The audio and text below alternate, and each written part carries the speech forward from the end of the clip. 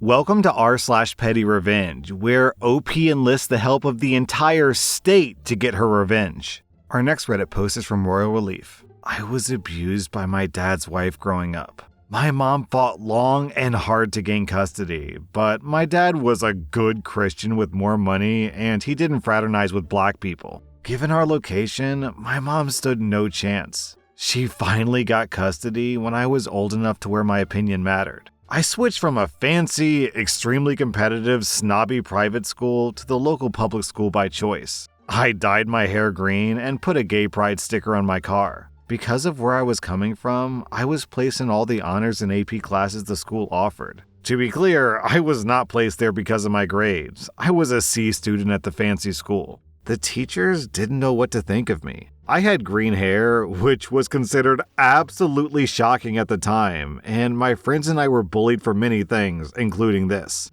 My bumper sticker was definitely the most controversial topic in the entire school. But I was quiet, I came from the fancy school, I paid attention in class, and I was earning straight A's. Thankfully, even though most of my peers shunned me, my teachers realized pretty quickly that I was a decent enough kid. I had a problem where I got migraines. I finally got a prescription for them, non-narcotic. I took the prescription straight to the nurse's office because the district had a zero-tolerance policy, and if you were in possession of even Tylenol, you'd get expelled for drug possession. The nurse said, "You're gonna have to get the doctor's signature on this form." I said, "Why? This is a legitimate prescription with my name on it in the original bottle." "We're required to have a doctor's signature before we can dispense medications." How do you think I got the prescription in the first place? The nurse decided to impress upon me the fact that I was powerless here and that there was absolutely nothing I could do except comply.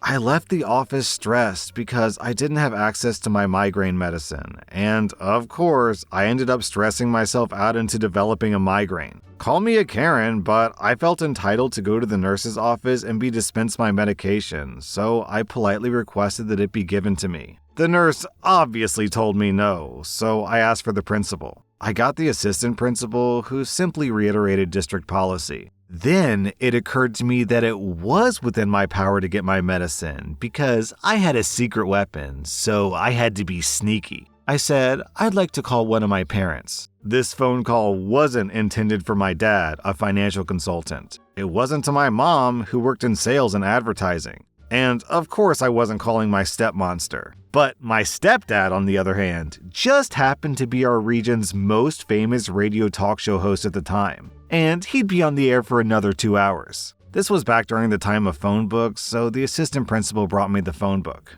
I looked up the radio station's number. I called the radio station and got the front desk. Of course, lots of people call in, ask for my stepdad, and get absolutely nowhere. But I knew that they would interrupt his show and he'd take the call if I told him that it was his daughter. I was hoping that he would take the call on air, but he didn't want to air what was most likely private business. So he put on commercials while I explained the situation. Then I suppressed a shit-eating grin while handing the phone to the assistant principal to talk to my stepdad, Bill. I maintained a poker face. The assistant principal basically explained to my stepdad that this is just how it is and tough luck, but he didn't realize the mess he had just stepped into. He hung up, dismissed me, and walked off looking pretty self-satisfied at winning his little power trip. I went to class feeling victorious. I hadn't won yet, but I'd played my cards and I knew how it would turn out. My stepdad got back on air and immediately changed the topic of discussion to the ridiculousness of the district's medication policy. The phone lines lit up.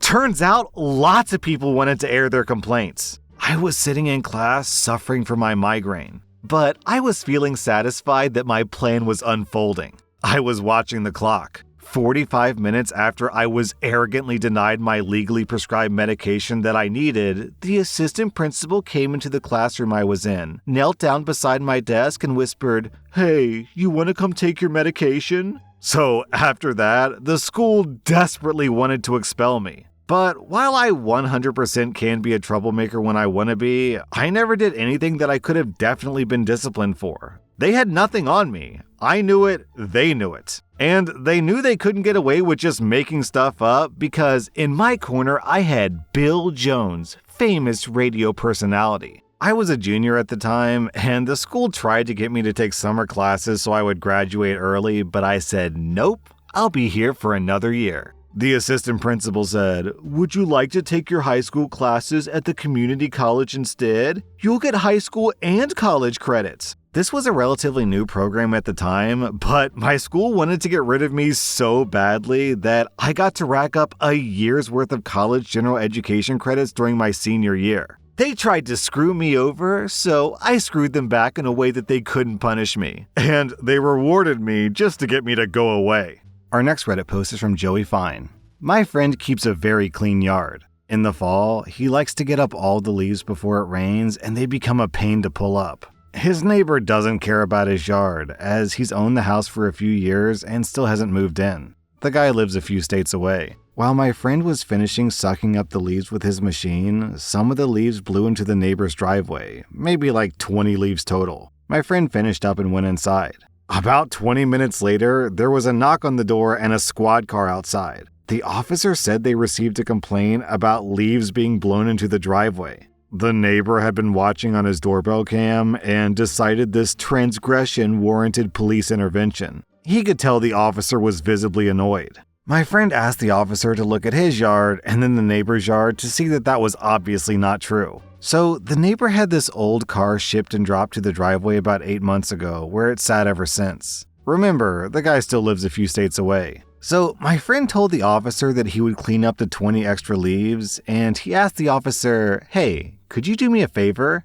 Check that car to make sure it has the proper tags." The officer saw the car in question and gave a slight smile. While my friend was cleaning the 20 leaves off the driveway, the officers were walking around the car and running the information. He could hear the neighbor on his doorbell camera asking what the problem was. Where we live, there's a law that any car that's in the driveway has to have tags and insurance on them. The cops went over to talk to the neighbor through the doorbell camera. The cops said that his car was in violation and he had two choices. The first was to put the car in the garage. The second option was to get it registered and insured. And the cops promised to come back in 2 weeks, and if the car wasn't taken care of, they would ticket him and tow the car. So this idiot neighbor cost himself a 10-hour car ride just to move his car into the garage, all over a few dead leaves. What I love about this story is that the cop also got to have petty revenge, because he was obviously pissed off about this dude wasting his time, so he's like, okay, I'll waste your time too.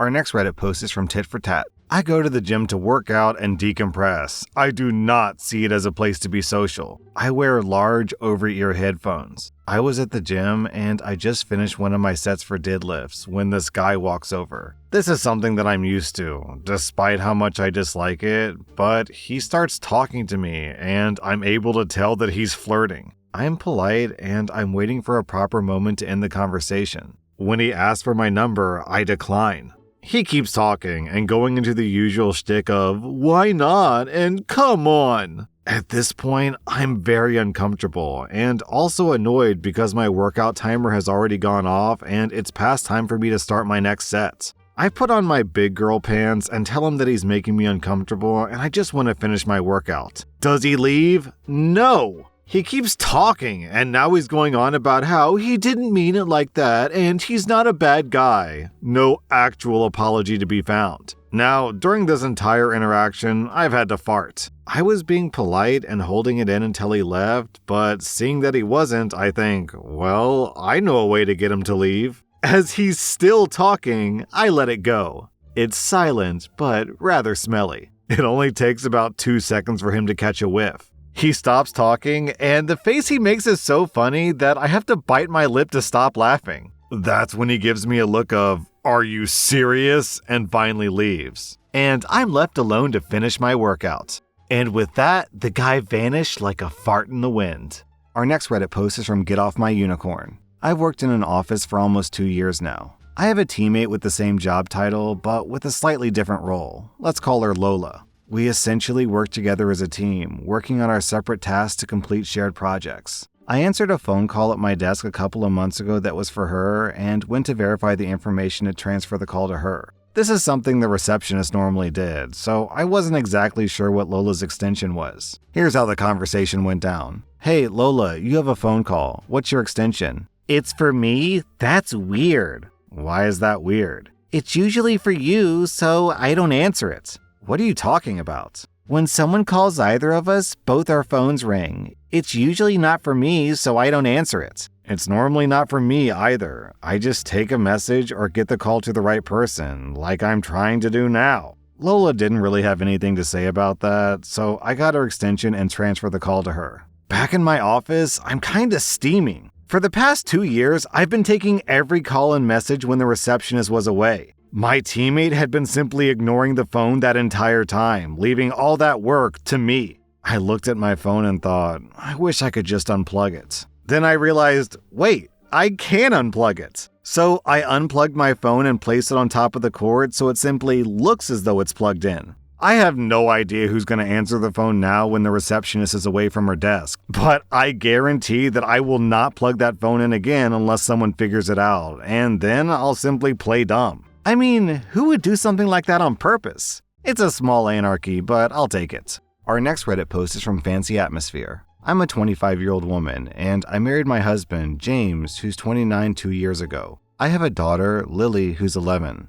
Yeah, I had a kid at the age of 14. I don't regret having her, it was just awkward timing. Also, I have 2 twin girls who are 8 months old. Lily's father was never present in her life, so when James came around, I was honestly surprised by how much of a father role he took on and how much Lily loved him. I knew after just 1 year that I wanted to spend the rest of my life with him. Around the time that we were planning for the wedding, my mother-in-law kept making remarks about Lily not being James' child, but we brushed it off until my mother-in-law flat out told us that she wouldn't be financing the wedding if Lily was a guest. My mother-in-law also said that because Lily wasn't James's biological child, she would never support Lily. We had no problems with my mother-in-law not paying for the wedding. We were just both taken aback that she would ever say anything like this. I obviously objected, and so did James. My mother-in-law tried to plead with James, and when he wouldn't budge, my mother-in-law stormed out of the house. Lily was our flower girl, and on the day of the wedding, my mother-in-law tried to stop Lily 3 times, once by even blocking the path to the altar. But she was easily stopped each time by the other guests and the groomsmen. Besides that, our wedding went off without a hitch, and I wouldn't have preferred it any other way. The wedding was magical, besides my beast of a mother-in-law. After I had my twins, my mother-in-law withdrew from Lily entirely, and Lily not understanding why obviously made her upset. Well, over the weekend, Lily celebrated her 11th birthday, and as per Lily's request, she wanted everyone to give a speech at her birthday. Everyone but my mother-in-law was included. My mother-in-law hates not being front and center, so when everyone was done giving their speeches, I turned around to see my mother-in-law and she was pissed. She later pulled James and me aside to ask why she wasn't included, and I asked her whatever happened to never supporting Lily. James agreed with me, but my mother-in-law is still upset about the ordeal. OP, yeah, this is okay petty revenge, but to be honest, I'm surprised you invited her to the wedding at all. Why would you let this woman disrespect you and your daughter like that? If you ask me, your revenge isn't going nearly far enough. That was rSlash and if you like this content, check out my podcast where I publish the exact same episodes. Also, hit that subscribe button because I put out new Reddit videos every single day.